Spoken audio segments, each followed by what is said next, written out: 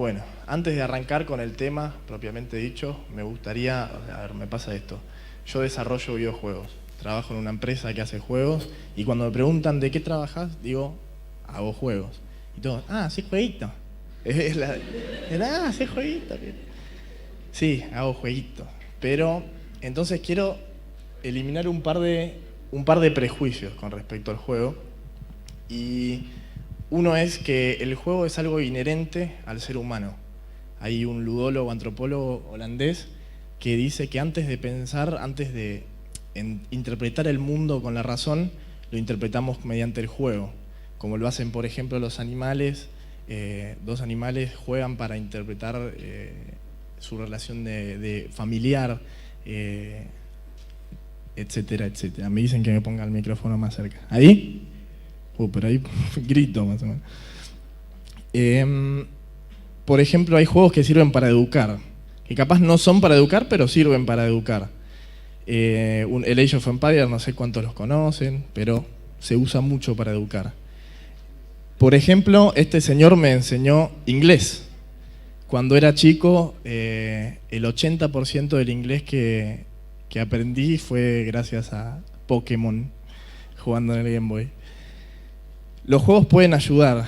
Hay muchos juegos hay una rama del desarrollo de juegos que se llaman los juegos accesibles y que son para gente que no tiene las mismas capacidades que el grueso de la gente, ¿no? Entonces hay juegos que sirven para rehabilitar o que sirven para que esa gente se divierta. Hay juegos que concientizan.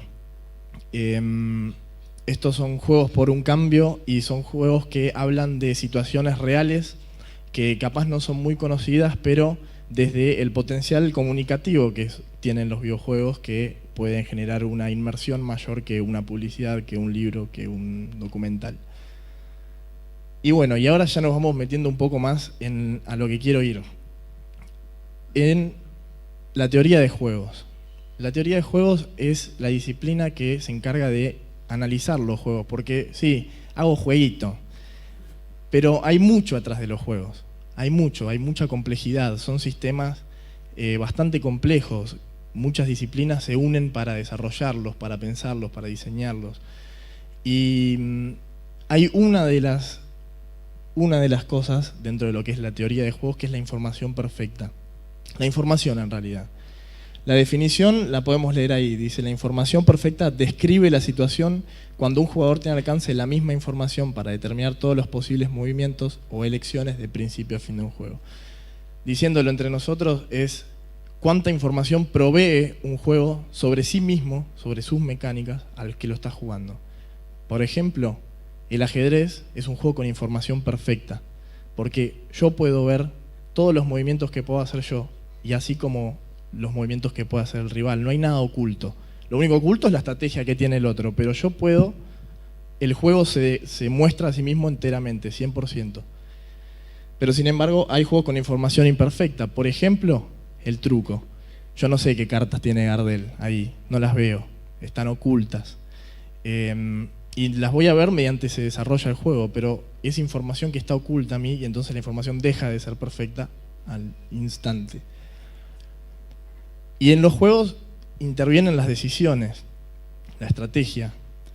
Las decisiones cambian según el tipo de decisiones, el tipo de toma de decisiones cambia según el juego tiene información perfecta o imperfecta. Y hay un juego que es el juego de la vida. Yo creo que en la vida también tenemos un tipo de información, es un juego con información imperfecta. ¿Cuántos están de acuerdo que hay cosas que no conocemos en la vida? Es un juego con información imperfecta. Es un juego en donde hay que tomar decisiones constantemente. Acá puse está medio colgada la imagen ahí, pero tiene que ver con trabajar. Por ejemplo, una decisión puede ser en qué voy a trabajar, qué es lo que quiero hacer. Las relaciones, me vaya bien, me vaya mal, con quién voy a estar, cómo me relaciono con los demás.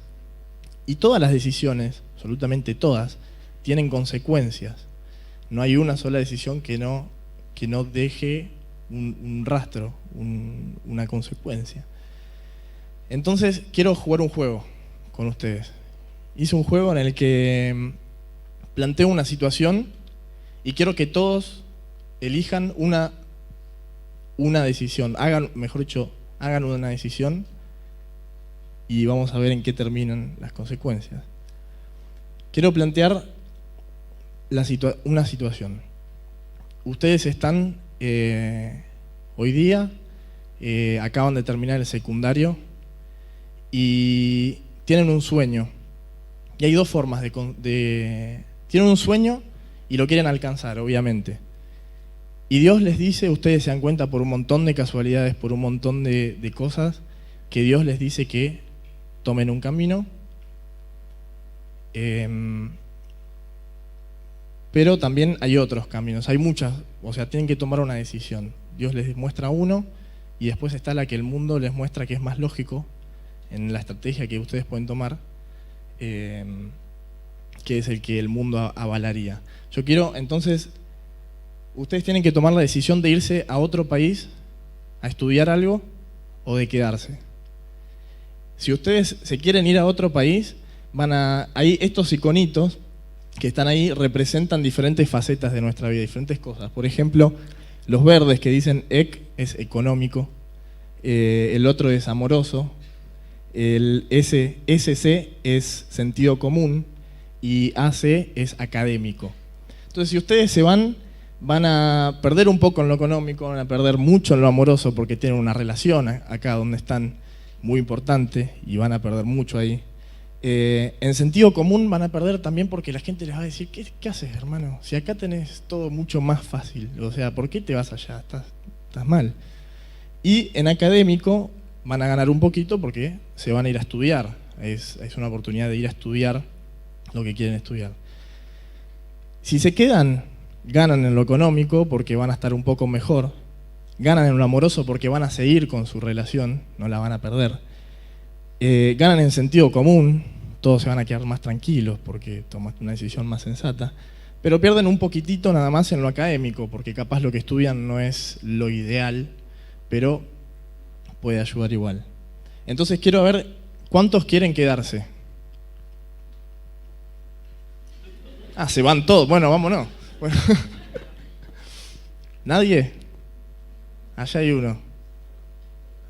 Más o menos, porque tengo que comparar después, así que ¿cuántos se quedan? Está bien, los demás, ¿cuántos se van? Todos no votaron igual, ¿eh? ¿Cuántos se abstienen? Claro, ¿cuántos miran desde afuera? No tiene nada que ver. Bueno, igual me parece que ganó los que se quedan. A pesar de que no todos levantaron la mano, levantaron un poco más los que se quedan.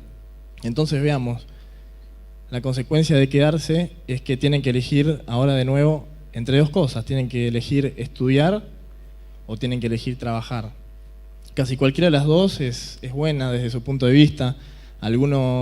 Trabajar obviamente desde lo académico no va a ser tan bueno, estudiar desde lo académico sí, pero desde lo económico no, y así. ¿Qué quieren? ¿Estudiar? ¿Quién quiere estudiar? Bien, unos cuantos. ¿Trabajar? Nadie. Bueno, bien. Yo pensé que no iba a levantar la mano a nadie, porque dije, estudiar no quiere nadie, trabajar no quiere nadie. Bueno, bien, estudiar. Bueno, vamos a estudiar. ¿Joaco? Eligieron... perdón.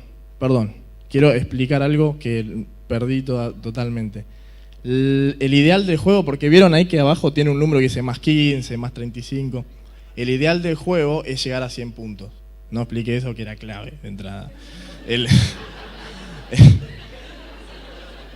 Si querés empezamos de nuevo, aunque...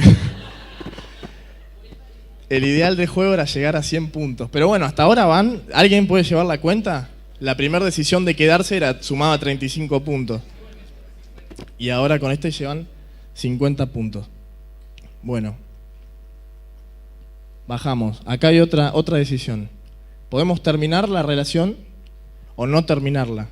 Obviamente suma más porque están tan metidos en esa relación que ustedes piensan que es lo mejor seguir con esa relación. Entonces, obviamente ganarían desde lo amoroso, desde el sentido común no tanto, y me equivoqué, lo de familiar era menos 5 en realidad, hice mala cuenta ahí. Porque perdían, porque su familia no se lleva del todo bien con esa persona. O terminar, que desde lo amoroso perderían mucho y a ustedes les haría mal, por lo menos en corto plazo. Y desde sentido común y familiar, ahí sí, por eso el familiar ahí tiene el más, ganarían un poco. Bueno, ¿qué hacen? ¿Quién quiere seguir la relación? Piensen que le suma 20 puntos a total. ¿Quién quiere terminar la relación?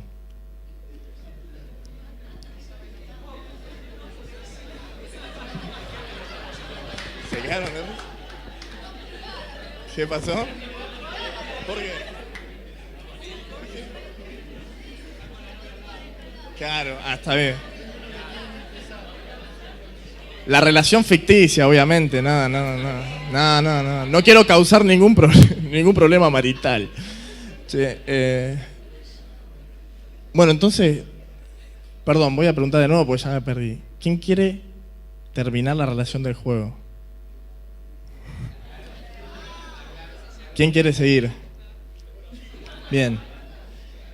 20 puntos más, son 70, ¿no? La cosa es que por cómo venían las cosas, por cómo se iba desarrollando todo, el resultado final, esa fue la última decisión, porque después de acá las decisiones se acortan. Terminamos siendo padres de un hermoso niño, pero terminamos siendo padres con lo que implica. Y desde lo académico y desde lo económico perdemos bastante. No estábamos preparados ni académicamente ni económicamente para sustentar a ese chico y tenemos que trabajar y todo se va en el chico y esa es nuestra vida a partir de ahora. No quiere decir que sea mala, el resultado total de las elecciones termina en un resultado positivo, creo, de puntos. ¿Cuántos son? ¿15? No, más. 70 menos 35, 35 puntos, ¿no? Andy acá me ayuda con... Terminamos con puntos positivos, pero no ganamos el juego. Así que, Joaco, perdieron todos. Sácalo nomás y volvé a las diapositivas.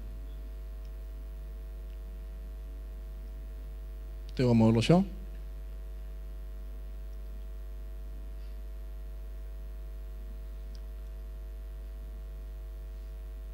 Bueno, y ahora ¿cuántos saben jugar al póker? Al póker con 2 cartas, Texas Hold'em. Bueno, para el resto les explico, es un juego muy simple. Cada persona tiene 2 cartas en su mano. En la mesa se reparten 5 cartas y cada jugador tiene que hacer juego con sus cartas y con las cartas que están en la mesa. La cosa es que yo no conozco las cartas que tiene el otro y el otro puede apostar haciéndome creer que tiene buenas cartas cuando capaz no tenía. Entonces, ¿qué tipo de juego es? ¿De información perfecta o imperfecta? Muy bien, van aprendiendo. Entonces, hago jueguito. Pero hay alguien, no sé si vieron en las televisaciones, acá, por ejemplo, vemos las cartas que tiene cada jugador y no se llega a ver, pero se ve el porcentaje que tiene de ganar uno u otro según las cartas que se fueron dando y las cartas que ellos tienen en la mano. Y eso lo saben por una camarita que hay en el puesto de cada jugador, que ellos muestran las cartas y la cámara los ve. Entonces, la cámara se podría decir que es omnisciente dentro de lo que es el juego, ¿no? No sabe el futuro la cámara, o sea, no sabe qué cartas van a ir tocando, pero conoce las cartas de todos. Entonces es lo más exacto, lo que más sabe, lo que más conoce, la que más información tiene dentro del juego. Omnisciente, bien claro. Entonces se podría decir que en el póker está la cámara, que es la omnisciente. Pero nosotros también conocemos, o sabemos, o creemos, mejor dicho, que en la vida hay alguien también omnisciente, hay una cámara, una Holy Cam, que es omnisciente y que es Dios. Entonces empecé a recolectar varios versículos que demuestran que Dios tiene información perfecta en este juego que es la vida. Por ejemplo, el Salmo 139 que dice: tus ojos vieron mi embrión y en tu libro se escribieron todos los días que me fueron dados cuando no existía ni uno solo de ellos. Me llegó una palabra de Yahvé: antes de formarte en el seno materno te conocía. Antes de que tú nacieras yo te consagré y te destiné a ser profeta de las naciones. Y sucederá que antes que ellos clamen, yo responderé. Aún estarán hablando y yo habré oído. No hay cosa creada que no sea manifiesta en su presencia. Antes bien, todas las cosas están desnudas y abiertas a los ojos de aquel a quien tenemos que dar cuenta. Pero ahora hay algo muy curioso, que es que el jugador de póker no tiene acceso a esa cámara. Él está jugando y su información en el juego es imperfecta porque él está jugando, no sabe qué cartas tiene el otro, a menos que haga así, mire una tele que justo estaban televisando y vea lo que hacía la cámara, pero no tiene acceso a la cámara. Sin embargo, el jugador de la vida sí tiene acceso a Dios. Y la razón es porque Él nos ama. Entonces también recopilé algunos versículos que hablan del amor de Dios. Por ejemplo, porque yo sé muy bien los planes que tengo para ustedes, planes de bienestar y no de calamidad, a fin de darles un futuro y una esperanza. Dios es amor, y el que permanece en el amor permanece en Dios y Dios en él. Mas el fruto del Espíritu es amor, gozo, paz, paciencia, benignidad, bondad, fe. Y sabemos que a los que aman a Dios, todas las cosas les ayudan a bien. Esto es, a los que conforme a su propósito son llamados. Entonces me quedo ahí un poco. ¿Cuántos creen que Dios sabe todo, conoce todo, que es omnisciente y que juega este juego de la vida con información perfecta? ¿Y cuántos creen que Dios nos ama? ¿Ya lo sabían o por los versículos que escogí mágicamente? Entonces, vuelvo un poquito a lo que eran las decisiones y las consecuencias. En realidad, esto de decisiones y consecuencias está en cualquier juego. Los juegos, una de las definiciones de juegos, hay un montón, nadie se decide a hacer una completa porque son bastante complejos, pero dice que tiene un input y un output, ¿no? O sea, decisiones y consecuencias. Y hay una forma de planificar para que esas decisiones deriven en consecuencias que queremos y quitarle un poco de azar al juego, que no sea tan azaroso, sino más o menos encauzarlo. Es la estrategia.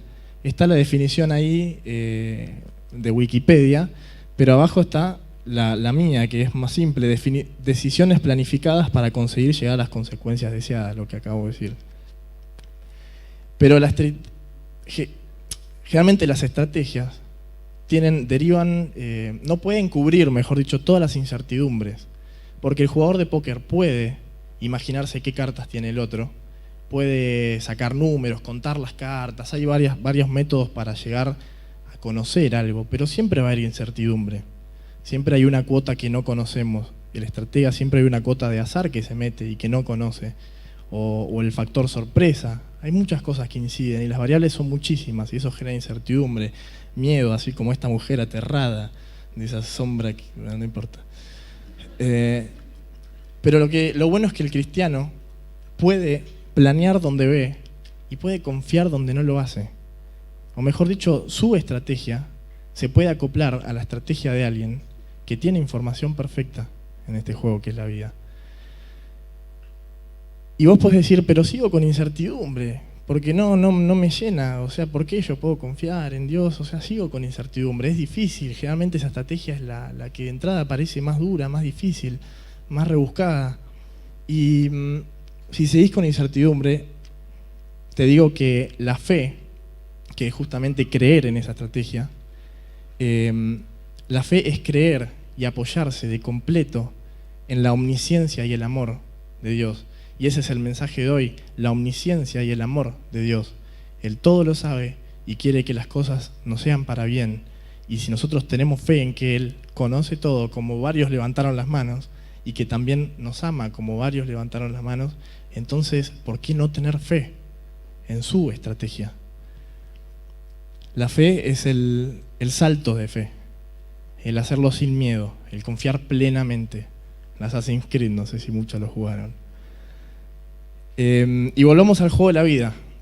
Joaco.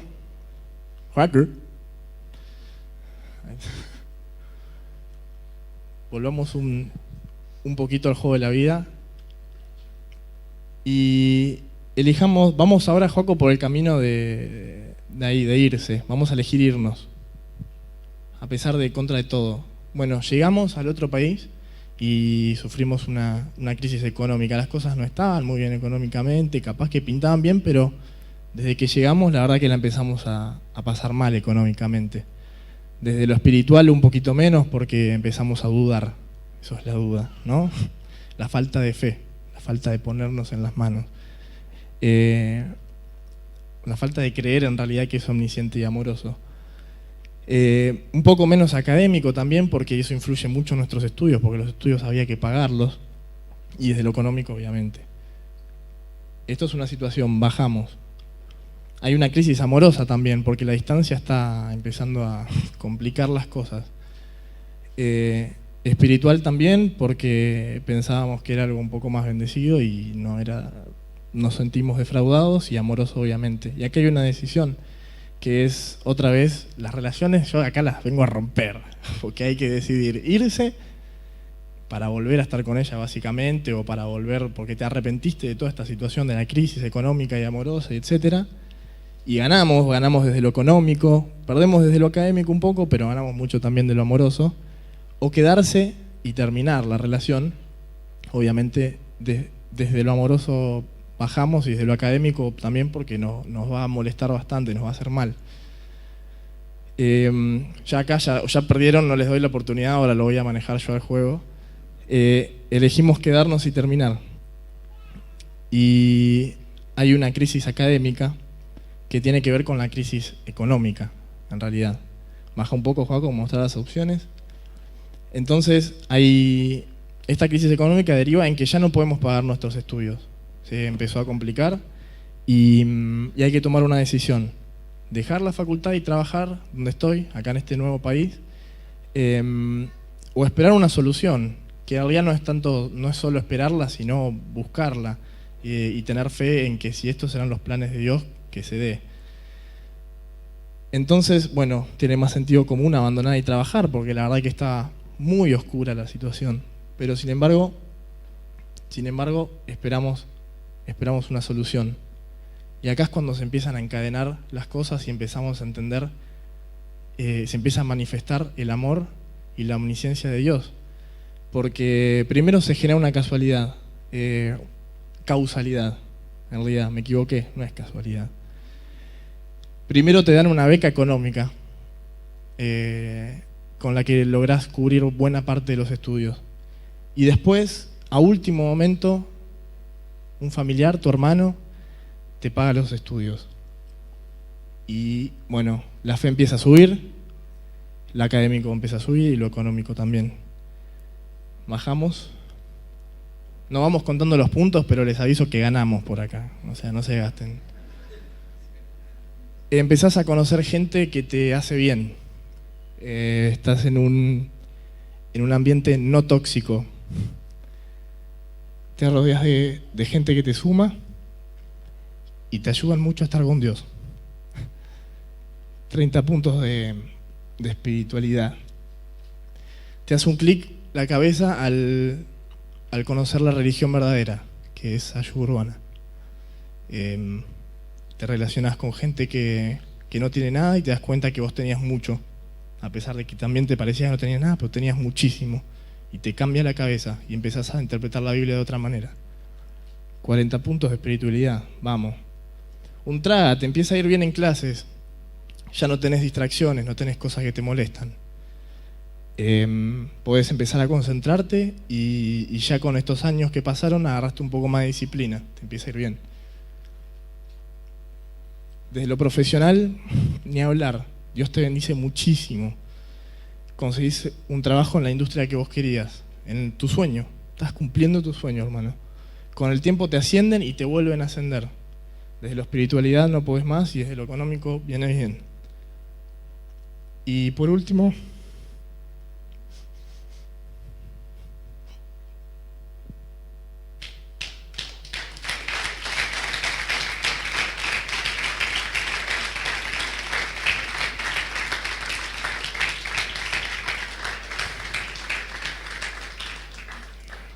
tenés la familia completa.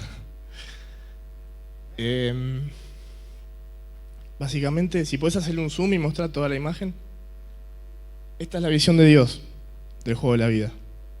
Nosotros la veíamos cuadrito por cuadrito. No sabíamos qué iba a pasar, había dificultades, había complicaciones. Pero tenemos que saber que Dios es amoroso y Dios sabe todo y Él ve así nuestra vida, no cuadrito por cuadrito. Podemos parecer ingenuos para el mundo, porque muchas personas dicen, todo pones en manos de Dios, tenés fe ciega en algo que no te responde. No sé, ¿quiénes recibieron planteamientos a la hora que cuando contaban que ponían las cosas en manos de Dios, que escuchaban su consejo, que se basaban en los ejemplos bíblicos? ¿Quién recibió, no sé, cuestionamientos o preguntas incisivas? Creo que la mayoría.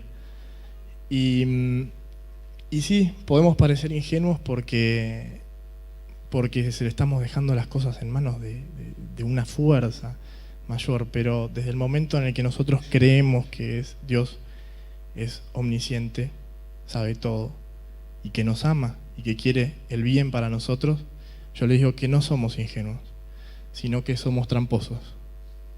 Gracias.